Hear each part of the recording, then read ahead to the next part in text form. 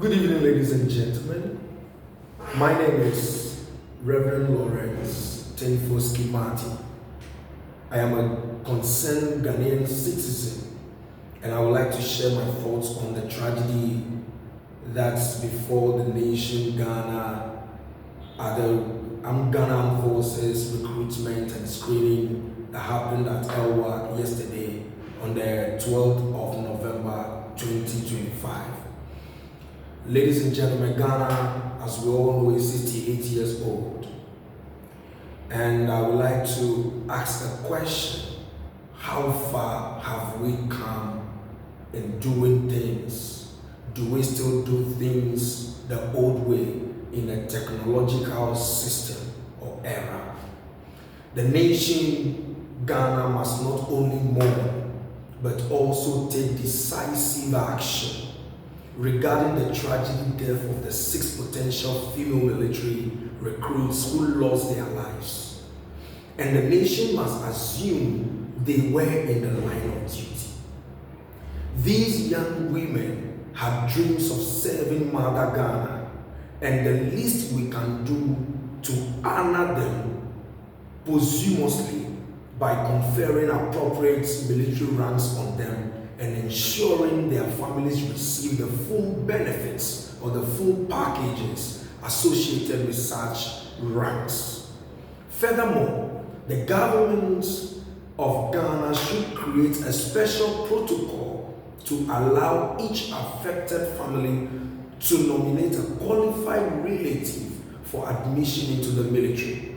This will not only preserve their legacy, but also strengthen public trust in the nation's commitment to justice and fairness. Ladies and gentlemen, it is equally important that some heads of the Ghana Armed Forces be sanctioned for negligence or dereliction of duty. In better words, they were sleeping on the job, because what happened yesterday could have been prevented.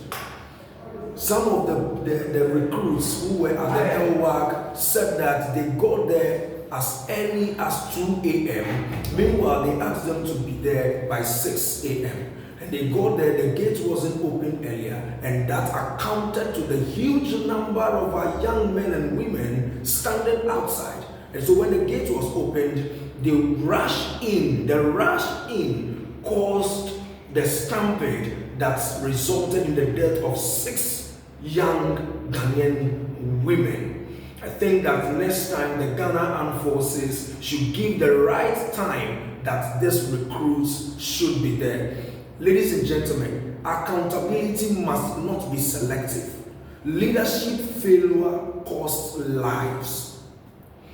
Beyond this, Ghana needs a leadership, a government with vision and courage, with strategies, bold ideas and creativity. One that will move beyond speeches to action. And Kennedy Ohini in Japan has consistently demonstrated that he understands the power of industrialization in reducing unemployment. The high rate of unemployment in Ghana resulted in a huge number of our young men and women gathering at the LWAC yesterday, and for them to only realize or come to witness and some becoming victims of the stampede. Kennedy and Japan's focus on building factories, empowering the youth, and promoting job creation offers sustainable path our nation needs to prevent such tragedies born of economic desperation. Let's demand accountability, honor our heroes, and support leadership that will industrialize Ghana for a better tomorrow. Ladies and gentlemen, the Ghana Armed Forces and the Ghana government should take drastic steps to ensure that we prevent the reoccurrence of such tragedies. Ladies and gentlemen, to the bereaved family, our condolences to you. And we, as citizens, concerned citizens, have you always in our prayers. We pray that God console you and wipe away all your tears.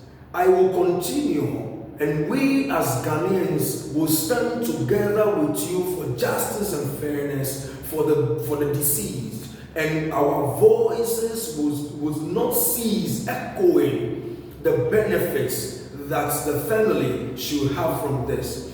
Let us all stand up as one people and speak against bad leadership, so that this kind of tragedies will not happen in our nation, Ghana, again. Thank you once again for listening and watching me. Thank you.